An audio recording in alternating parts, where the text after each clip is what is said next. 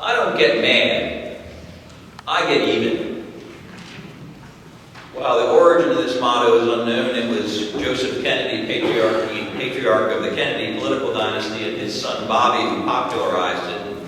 Since then, many others have used it. It fits nice on a bumper sticker or a decorative sign and summarizes how many people think when they've been wronged.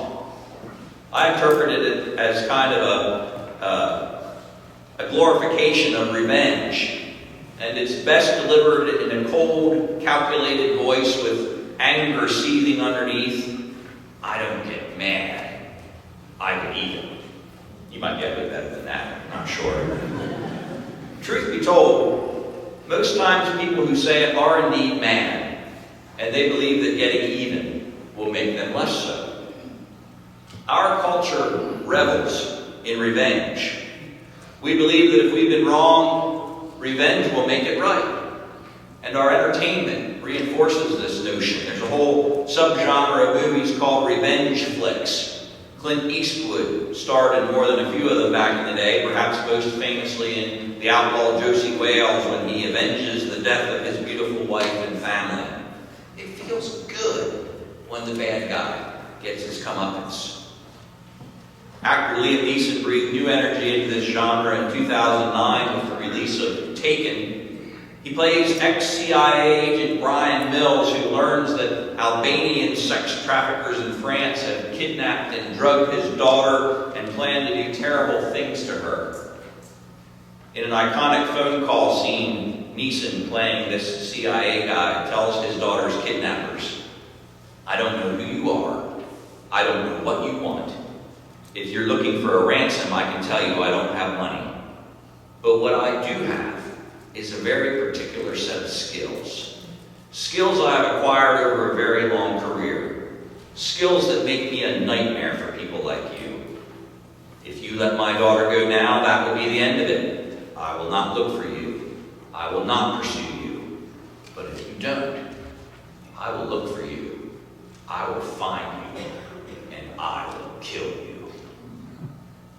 And then throughout the rest of the movie, we root for the righteous Neeson as he looks and finds and kills.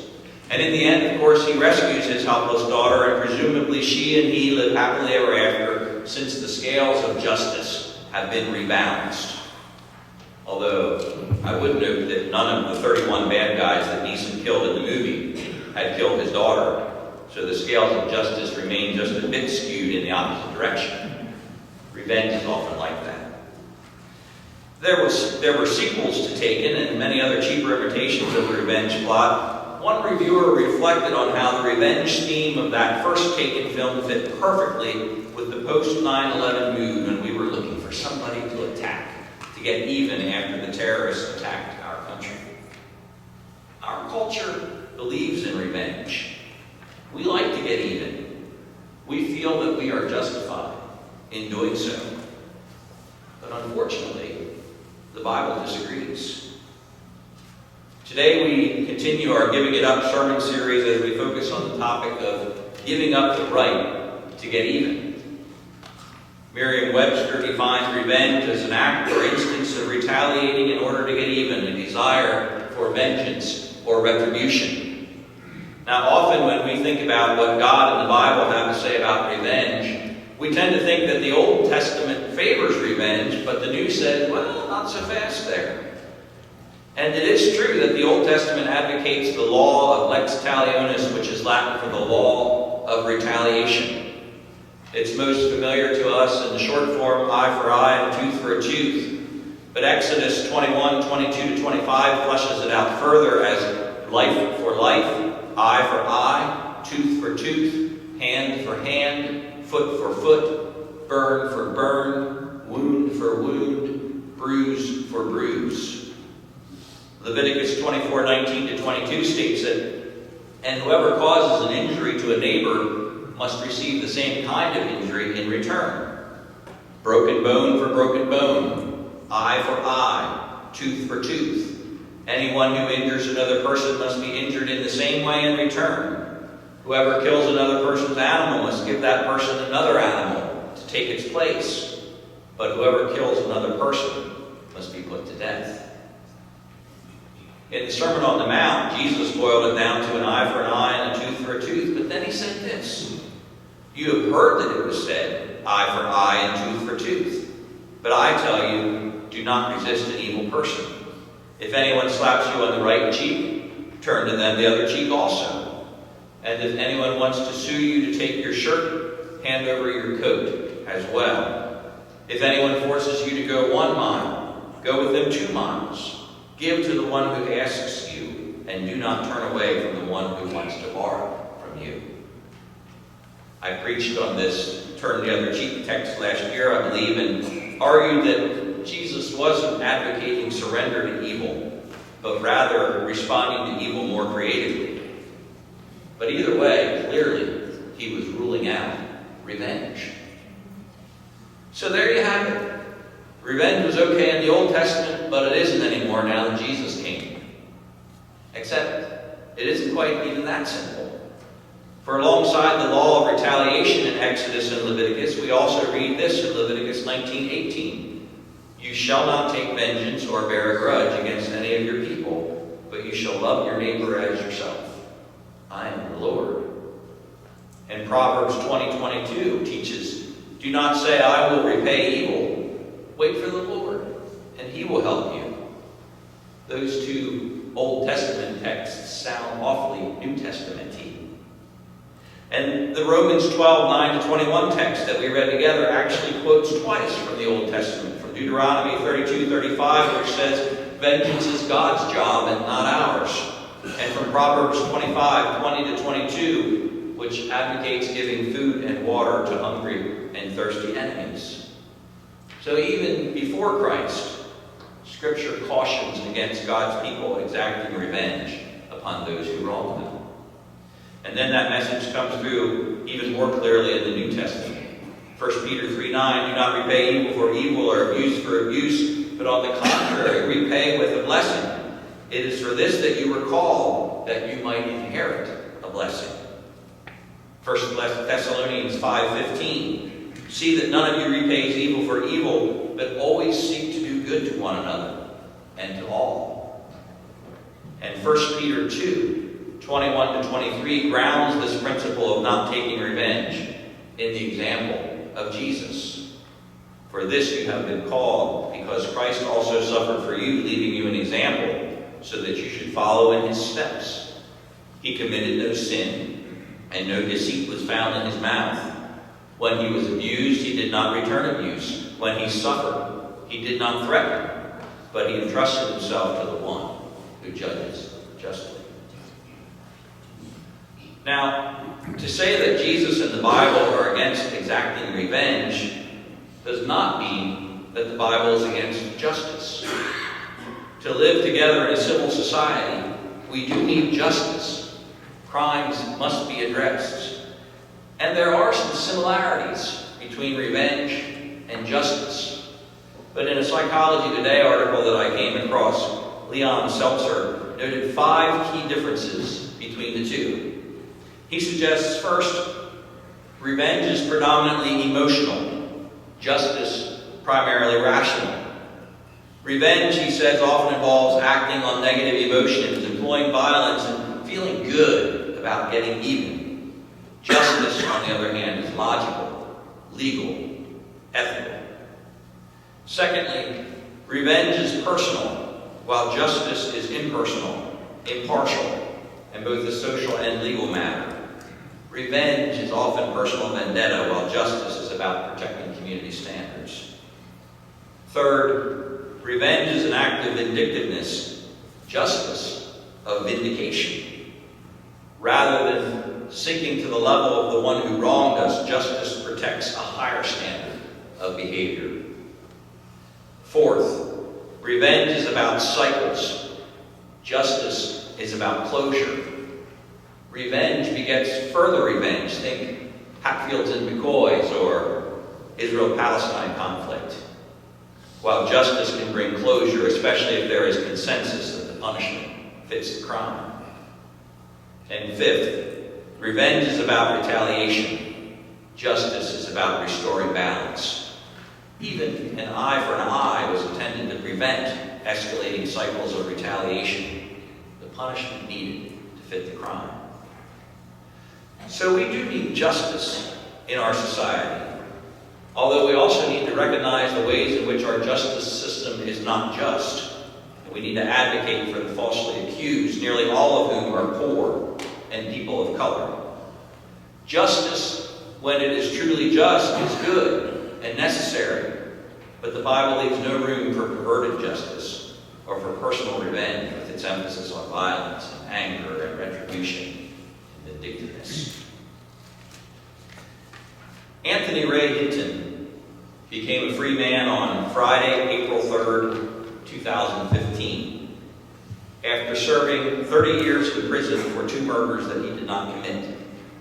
Most of that time he was in a 5-foot by 7-foot cell on death row in Holman Prison in Alabama.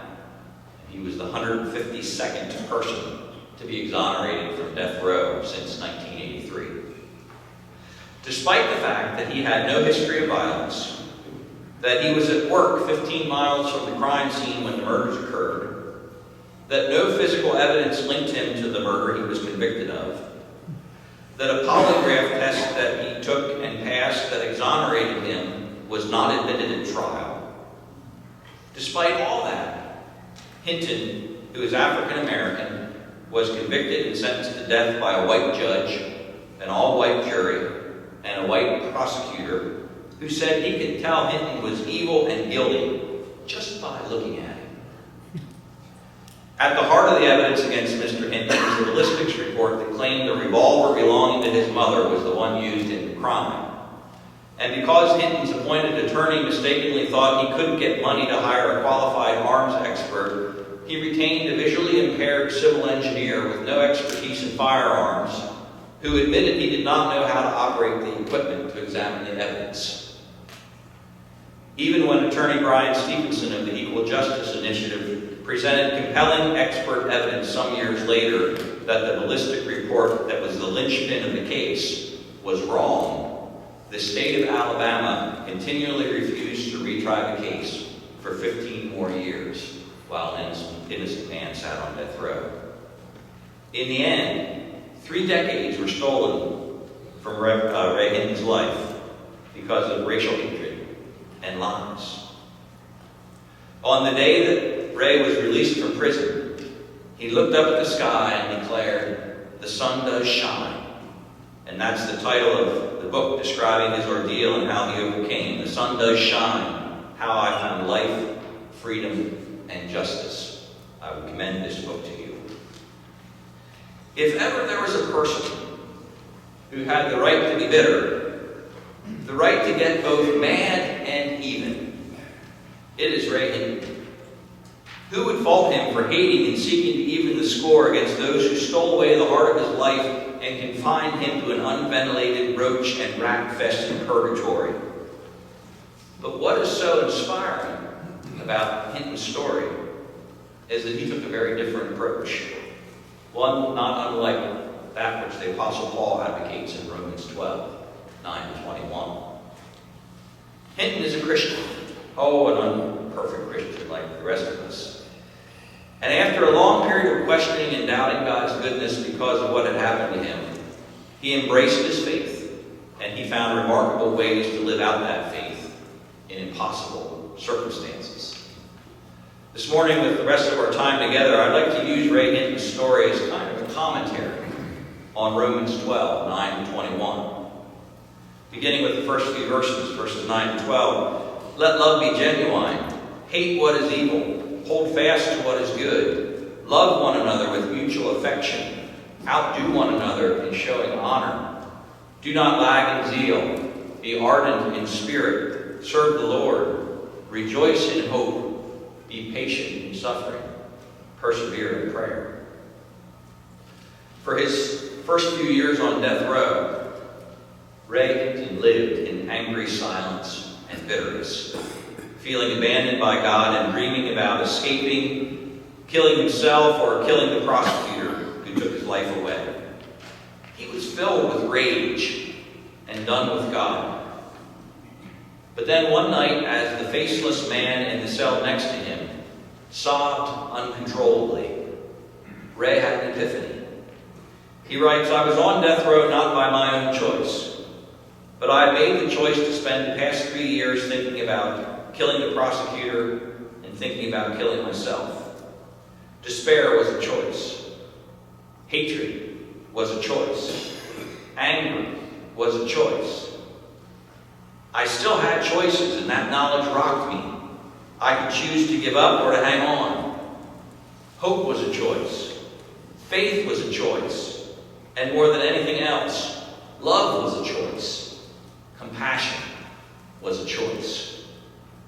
So after not having spoken to a single guard or inmate for 3 years, Ray reached out and asked his distraught neighbor if he was okay. And he learned that the man's mother had just died. And Ray retrieved his long-neglected Bible from under the bed, and he began to comfort the man in his loss. "God may sit high," he said, "but he looks low. He's looking down here in the pit. He's sitting high, but he's looking low. You've got to believe that." And for the next few hours, he talked about the man's mother, and Ray realized that she was a lot like his mother. "I wasn't expecting to have my heart break that night," he wrote. "I wasn't expecting to end 3 years of silence. It was a revelation to realize that I wasn't the only man on death row. I was born with the same gift from God we're all born with, the impulse to reach out and lessen the suffering of another human being. It was a gift, and we each had a choice whether to use this gift or not." And from that point forward, Ray chose to use that gift to lessen the suffering of others. His love was genuine. He hated evil. He held fast to what was good. He prayed, and he loved, and he gave others hope. Verse 14 says, "Bless those who persecute you. Bless, and do not curse them." The guards at Holman Prison were the face of the system that was stealing Ray Hinton's life from him. Other inmates hated the guards, and they distrusted inmates who did not express that same hatred. But Ray decided to take a different approach. He empathized with the guards, and he sought to bless them. "I imagine most of them hadn't grown up dreaming of someday working on death row," he wrote. "We were all getting through this life the best we could, and our lives had intersected right here on death row. But it was up to us to figure out what happened next. It was hell on the row, every minute of every day. But in this hell, it could always get worse. It could also get a little better. I was going to do my part to make it that way." So grasping hold of his mother's advice that you catch more flies with honey than with vinegar, Ray treated the guards with kindness and respect, and he ended up improving the lives of everyone in the prison as a result. The guards felt better, the inmates were treated better. Bless those who persecute you. Bless, and do not curse. Verses 16 to 17 say, "Live in harmony with one another. Do not be haughty, but associate with the lowly. Do not claim to be wiser than you are. Do not repay anyone evil for evil, but take thought for what is noble in the sight of all. If it is possible, so far as it depends on you, live peaceably with all." Ray Hinton had advantages that many of the men he lived with on death row did not. He was smarter and better educated than most of them. He had supportive family and friends who visited him all through the 30 years and encouraged him. He had faith in God, and he did not carry the burden of having taken the life of another person because he was innocent. Most of his cellmates had few, if any, of these advantages, but Ray made the point to get along with the others and to try and understand their stories. One of the convicted killers on death row with Ray was Henry, the son of a Klansman, who was sentenced to death for a racially motivated murder of an African-American teen. He had been taught to hate black people. Instead of hating this man back, Ray learned how Henry's father had physically and emotionally abused him, filled him with rage, and taught him to hate. And partly through a book club that Ray got permission to start in the prison, Henry learned to be self-reflective, and he eventually repented of his racism that he had been taught. and of the crime that he had committed. Ray and Henry became friends. It was an unlikely friendship. As far as it depends on you, live peaceably with all. Verses 19 to 20, Beloved, never avenge yourselves, but leave room for the wrath of God. For it is written, Vengeance is mine, I will repay, says the Lord. No, if your enemies are hungry, feed them. If they are thirsty, give them something to drink. For by doing this, you will heap burning coals on their heads. Do not be overcome by evil, but overcome evil with good. Following Ray's release from prison in 2015, not a single judge, prosecutor, or attorney general apologized. In fact, the prosecutor wrote a book about after Ray's release and continued to maintain that Ray was a clever, evil, and ruthless killer. Nobody who played a role in stealing 30 years of this man's life said they were sorry. And Ray wrote in the book that he didn't expect that they ever would. He chose to forgive them anyway.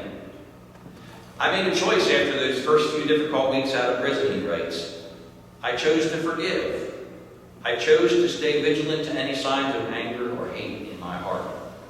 They took 30 years of my life. If I couldn't forgive, if I couldn't feel joy, that would be like giving them the rest of my life. I forgive, he says, because not to forgive would only hurt me. I forgive because that's how my mother raised me. I forgive because I have a God who forgives. That sounds to me like a man who has given up the right to get even. Our culture says, don't get mad, get even. The scriptures say, don't get even, show love.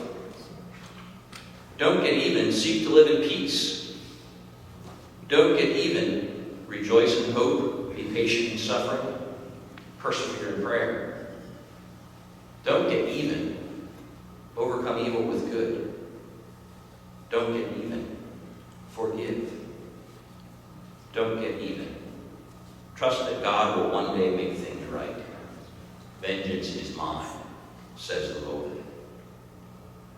Now, until that time when God makes all things right, we do need to stand up against things that are wrong. Martin Luther King Jr. famously said that the moral arc of the universe bends toward justice. Ray Hinton adds to that, but justice needs help. Justice only happens when good people take a stand against injustice. The moral arc of the universe needs people to support it as it bends. And yes, it needs people to pick a side. Christians don't get even, but sometimes we do need to get mad and channel that righteous indignation to protect people